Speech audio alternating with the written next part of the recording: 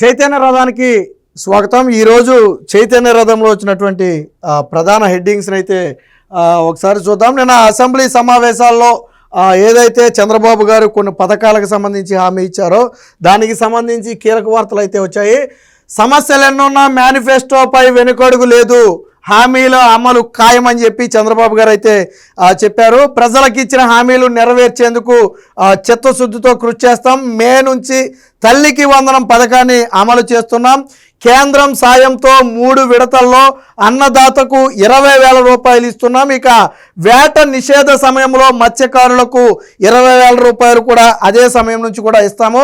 వచ్చే విద్యా సంవత్సరంలోగా డిఎస్సి పూర్తి చేసి ఆ పోస్టులన్నీ కూడా భర్తీ చేస్తామని చెప్పారు. ఇది నిరుద్యోగులకు ఒక రకమైనటువంటి శుభవార్త అనే చెప్పాలి. ఎందుకంటే ఆ డిఎస్సి ఆలస్యం అవుతుంది, ఎప్పుడు జరుగుద్దా లేదా అని ఒక సందిగ్ధంలో అయితే అభ్యర్థులు ఉన్నారు. బట్ వాళ్ళందరికీ కూడా శుభవార్త. ఈ ఎమ్మెల్సీ ఎన్నికల కోడ్ ముగిసిన వెంటనే ఆ డిఎస్సిని అయితే ప్రకటించబోతున్నారు.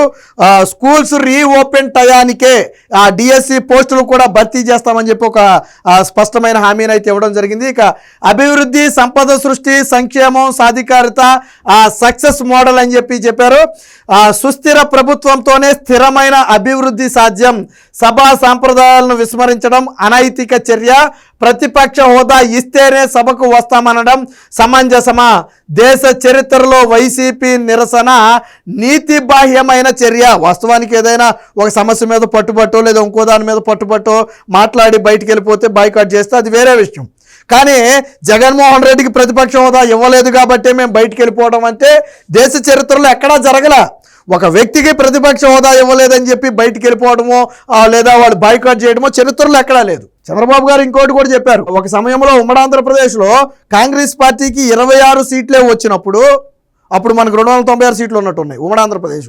26 సీట్లే వస్తే కాంగ్రెస్ పార్టీకి ప్రతిపక్ష హోదా ఇవ్వలా. ఆ రోజు కాంగ్రెస్ పార్టీ ప్రతిపక్ష హోదా అడగలా.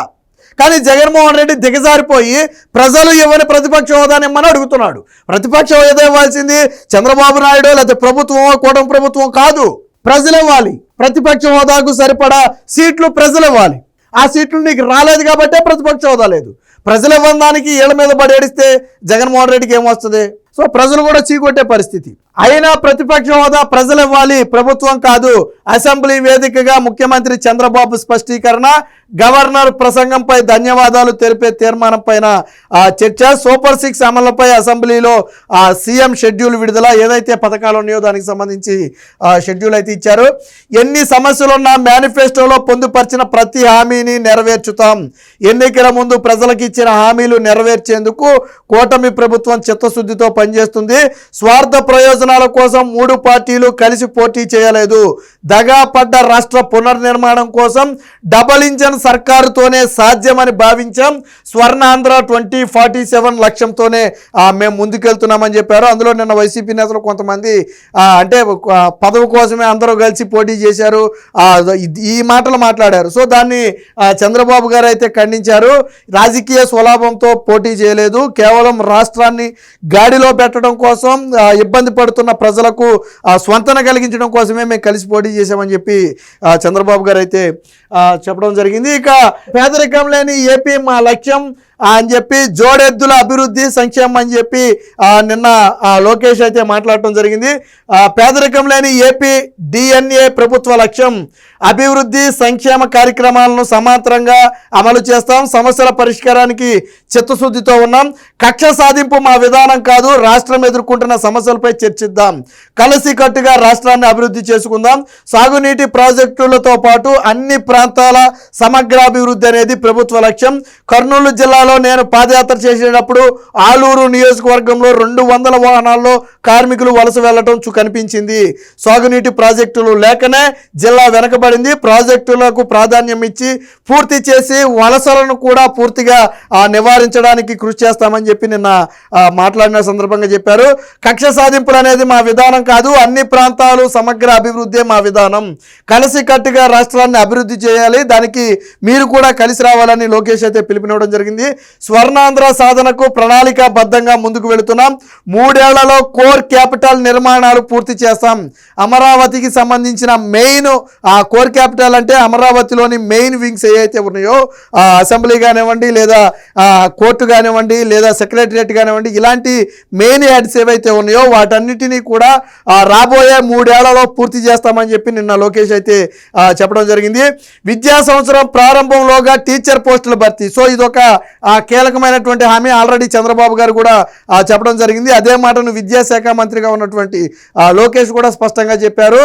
ఎట్టి పరిస్థితుల్లో బడులు తీసే సమయానికి నూతన ఉపాధ్యాయుల భర్తీ అనేది ఖచ్చితంగా జరుగుతుంది. దాదాపుగా 16,000 పోస్టులతో డిఎస్సి నోటిఫికేషన్కి ఆల్రెడీ రంగం సిద్ధం చేశారు, అందరికీ తెలిసిందే. సో శాసన మండలిలో రాష్ట్ర విద్య ఐటీ శాఖల మంత్రి లోకేష్ అయితే స్పష్టంగా చెప్పారు. దానికి వచ్చింది. ఇక అడ్డుకోవాల్సింది పోయి కూర్చుని నవ్వుకుంటారా, గవర్నర్ను అవమానించేలా వైసీపీల సభ్యుల తీరని చెప్పి ఇది ప్రజాస్వామ్యంలో మంచిది కాదని చెప్పి అయ్యన్న పాత్రుడు గారు ఆగ్రహం వ్యక్తం చేశారు.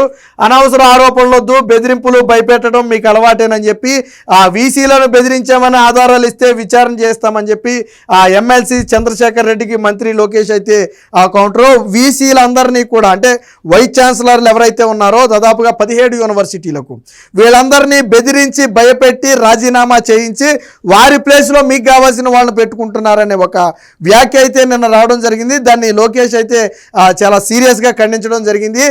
ఏ ఒక్క వీసీనైనా సరే బెదిరించినట్టుగా మీ దగ్గర ఒక్క ఆధారం ఉన్నా నాకు ఇస్తే నేను దీని మీద పూర్తి స్థాయి విచారణ చేస్తా.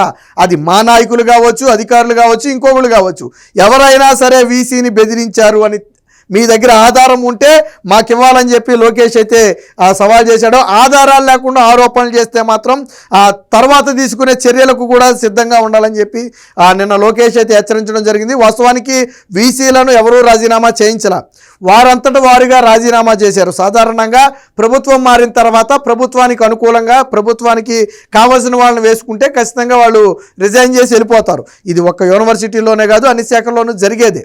అలాగే కూటమి ప్రభుత్వం వచ్చిన తర్వాత వాళ్ళంతటిగా వాళ్ళు రిజైన్ చేసి వెళ్ళిపోయారు. అది కూడా మొదట్లోనే వెళ్ళిపోయారు అందరూ.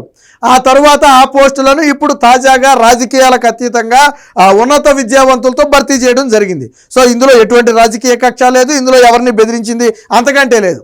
కాకపోతే ఏంటంటే ఏదో మాట్లాడేటప్పుడు బెదిరించారని చెప్పి ఒక మాట చెప్తే అయిపోతుంది అనుకున్నారు. బట్ నారా లోకేష్ దాన్ని అయితే సీరియస్గా తీసుకున్నాడు. ఖచ్చితంగా ఆధారాలు ఉంటే సమర్పించాలని చెప్పి డిమాండ్ కూడా చేయడం జరిగింది. సో దానికి సంబంధించి ఒకటి వచ్చింది. ఇక సాక్షి మీడియాకి ప్రివిలేజ్ నోటీసులు అనేది ఒకటి వచ్చింది, అది కూడా కింద చూద్దాం. ఇది ఇందాక మనం ఏదైతే చంద్రబాబు గారు హామీల అమలుకు చిత్తశుద్ధితో ఉన్నామని చెప్పారో దానికి సంబంధించిన వార్త. ప్రతి హామీని చిత్తశుద్ధితో నెరవేరుస్తామని చెప్పి చెప్పారు. అధికారం చేపట్టగానే 3,000గా ఉన్న పింఛన్ 4,000 చేశాం. 8,08,570 మంది దివ్యాంగులకు గత 5 ఏళ్లలో ఒక్క పైసా పింఛను పెంచలేదు. కానీ కూటమి ప్రభుత్వం 3,000 నుంచి వారికి ఒక్కసారిగా 6,000 పెంచింది. డయాలసిస్ రోగులకు 10,000 ఇస్తున్నాం. మంచానికే పరిమితమైన వారికి 15,000 ఇస్తున్నాం. సో ఇవన్నీ కూడా చిత్తశుద్ధితో కూటమి ప్రభుత్వం అమలు చేస్తుందని చెప్పి చెప్పడం జరిగింది. సభకు రావాలంటే హోదా ఇవ్వాలనటం ఇదెక్కడ సంస్కృతి అని చెప్పి కూడా చెప్పడం జరిగింది. వడ్డెలకు క్వారీల్లో 10% రిజర్వేషన్లు. పేదరికం లేని సమాజమే ప్రభుత్వ లక్ష్యం. అధికారంలోకి వచ్చిన 8 నెలల్లో పేదరిక నిర్మూలనకు అనేక చర్యలు తీసుకున్నామని చెప్పారు. ఇక ఆర్థికంగా అంటే గీత కార్మికులను ఆర్థికంగా పైకి తెచ్చేందుకే మద్యం షాపుల్లో 10% రిజర్వేషన్లు అయితే వారికి కల్పించినట్టుగా చెప్పారు. మనకు ఆల్రెడీ ఇప్పుడు తెలుసు ఏదైతే రాష్ట్రంలో ఉన్నటువంటి లిక్కర్ షాపులు ఉన్నాయో అందులో 10% షాపుల్ని కళ్ళు గీత కార్మికులకైతే ఇవ్వడం జరిగింది. సో ఎందుకంటే వాళ్ళని ఆర్థికంగా పైకి తీసుకురావడం కోసం, యువతకు ఉపాధి అవకాశాలని చెప్పి 20 లక్షల ఉద్యోగాల మాటకు మేము ఈ రోజుకి స్టిల్ కట్టుబడి ఉన్నామని చెప్పి చంద్రబాబు గారు అయితే చెప్పడం జరిగింది. అది దానికి సంబంధించి.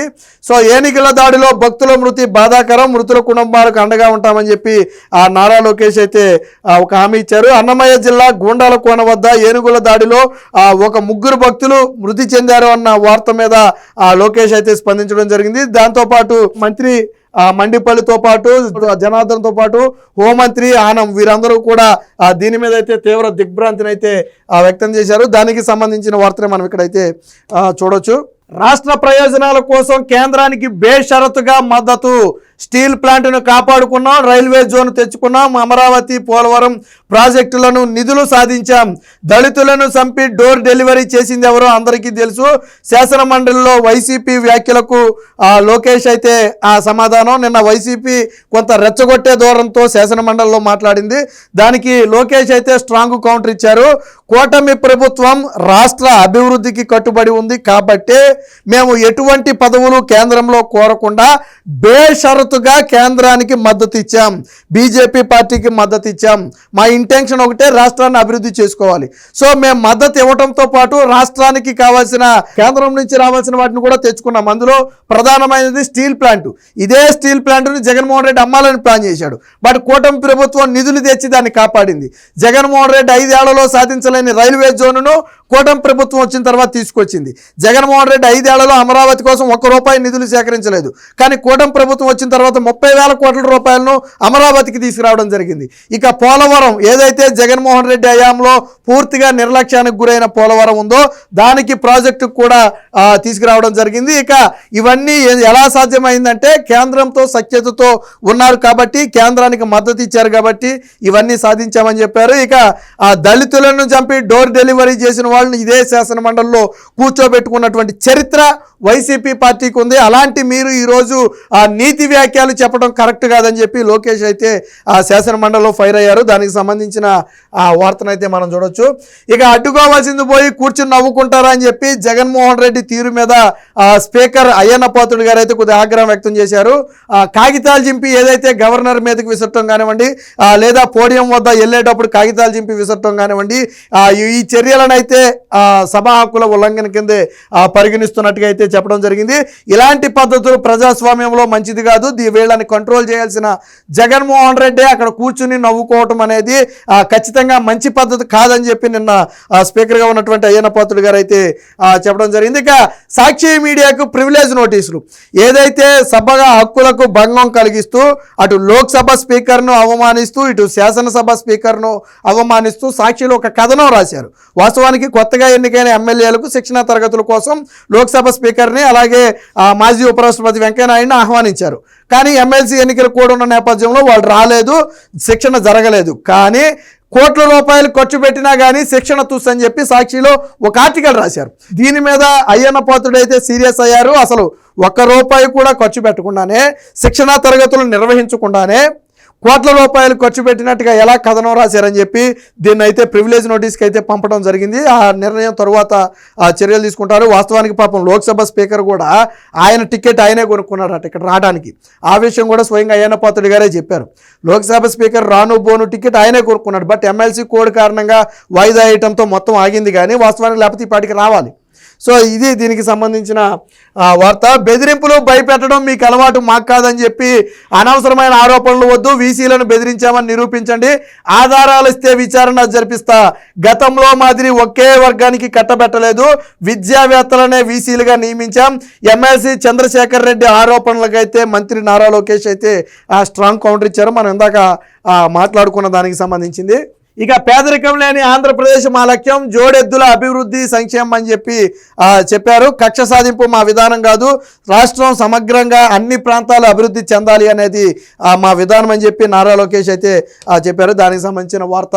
రిలయన్స్ సిబిజీ ప్లాంట్ ప్రక్రియ వేగవంతం, విద్యుత్ శాఖ మంత్రి గొట్టిపాటి రవికుమార్ ఆదేశం, భూ కేటాయింపులు మౌలిక వసతులపై సమీక్ష, ప్లాంటు ఏర్పాటుకు పూర్తి సహకారం అందిస్తాం, తద్వారా 2.5 లక్షల మందికి ఉపాధి అవకాశాలు, బంజర భూముల్లో రైతులకు అదనపు ఆదాయం, స్పీడ్ ఆఫ్ డూయింగ్ బిజినెస్తో మరిన్ని పెట్టుబడులు అని చెప్పి రాష్ట్రంలో ఏదైతే రిలయన్స్ ఇండస్ట్రీస్ ఏర్పాటు చేయబోయే 500 కంప్రెస్డ్ బయోగ్యాస్ ప్లాంట్స్ ఉన్నాయో దానికి సంబంధించి నిర్మాణాన్ని వేగవంతం చేయాలని, దానికి సంబంధించిన భూమితో పాటు అనుమతులు కూడా త్వరితగతిన ఇవ్వాలని చెప్పి మంత్రి గొట్టిపాటి అయితే ఆదేశించడం జరిగింది. దీనికి సంబంధించి నిన్న సమీక్షా సమావేశం అయితే నిర్వహించారు. దీంట్లో రిలయన్స్కు చెందినటువంటి ప్రతినిధులతో పాటు రాష్ట్ర రాష్ట్ర అధికారులు కూడా పాల్గొనడం జరిగింది. దాదాపుగా 65,000 కోట్ల పెట్టుబడితో ఇక్కడైతే పెట్టుబడి పెట్టబోతున్నారు. 2.5 లక్షల మందికి ప్రత్యక్షంగా పరోక్షంగా దీని ద్వారా అయితే ఉపాధి లభించబోతుంది. సో దానికి సంబంధించిన వార్త అయితే వచ్చింది. జగన్ పాలనలో చట్టసభలకు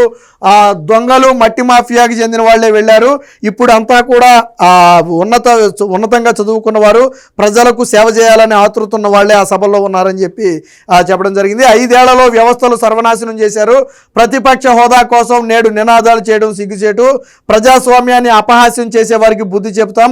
కూటమి అభ్యర్థి ఆలపాటి రాజాను గెలిపించాల్సిందిగా ఎక్సైజ్ శాఖ మంత్రి కొల్లు రవీంద్ర అయితే పిలుపునిచ్చారు. ఇదే సమావేశంలో మంత్రి వాసంశెట్టి సుభాష్ కూడా పాల్గొన్నారు. మంత్రి డోలా వీరాంజనేయ స్వామి ప్రశ్నోత్తరాల సమాచారం సిద్ధం చేయాలని చెప్పి మంత్రి డోలా వీరాంజనేయ స్వామి అయితే మాట్లాడటం జరిగింది. సభ్యులు అడిగినటువంటి అనేక ప్రశ్నలకు సమాధానం అయితే ఇవ్వాల్సి ఉంటుంది. సో దానికి సంబంధించి అయితే సమాధానాలు సిద్ధం చేయాలని చెప్పింది. ఇక ఏపీ ఫైబర్ నెట్ నూతన ఎండీగా ప్రవీణ్ ఆదిత్యకి అయితే అదనపు బాధ్యతలు అయితే కేటాయించడం జరిగింది. ఇటీవల దినేష్ కుమార్ని అయితే ప్రభుత్వం బదిలీ చేసింది, మనందరికీ తెలిసిందే. సో ఆయన ప్లేస్లో ఈయనైతే తీసుకురావడం జరిగింది. 15 ఏళ్లు అధికారంలో ఎన్డీఏ కూటమి, మేము విడిపోతే ప్రజలకు ద్రోహం చేసినట్లే. బూతులు గొడవలకు పర్యాయ పదంగా వైసీపీ నేతలు, వీళ్లను తట్టుకుని నిలబడ్డ చంద్రబాబు గారి గట్స్కి హ్యాట్సాప్. వైసీపీ తీరు పట్ల గవర్నర్కు క్షమాపణ చెబుతున్నామని చెప్పి చెప్పడం జరిగింది. నిన్న పవన్ కళ్యాణ్ అసెంబ్లీలో కొన్ని సంచలన వ్యాఖ్యలు అయితే చేశారు. సో వైసీపీ లాంటి అంటే జగన్మోహన్ రెడ్డి లాంటి వాళ్ళని తట్టుకుని చంద్రబాబు గారు 5 ఏళ్ల పాటు ఎలా నిలబడ్డారో ఆయన గట్స్కి అయితే హ్యాట్సాప్ చెప్తున్నామని చెప్పారు. ఇదే సమయంలో మేము 15 ఏళ్ల పాటు కలిసే ఉంటాం, మేము విడిపోతే ప్రజలకు ద్రోహం చేసినట్లే. మమ్మల్ని నమ్మి ప్రజలు ఓట్లేసి గెలిపించారు. సో కాబట్టి కలిసికట్టుగా రాష్ట్రాన్ని అయితే అభివృద్ధి చేసుకుంటామని చెప్పారు. ఇక వైసీపీ అంటేనే బూతులు, బూతులు అంటేనే వైసీపీ అన్నట్టుగా వాళ్ళ ప్రవర్తన ఉంది. వైసీపీ సభ్యులు చేసినటువంటి ఏదైతే కాగితాలు చింపి గవర్నర్ మీద విసిరిన ఈ ఘటన ఉందో దానికి సంబంధించి వారి తరపున గవర్నర్కు మేము క్షమాపణ చెప్తామని చెప్పి పవన్ కళ్యాణ్ అయితే చెప్పడం జరిగింది. ఇది మొత్తంగా ఈరోజు చైతన్య రథంలో వచ్చినటువంటి ప్రధాన హెడ్డింగ్స్.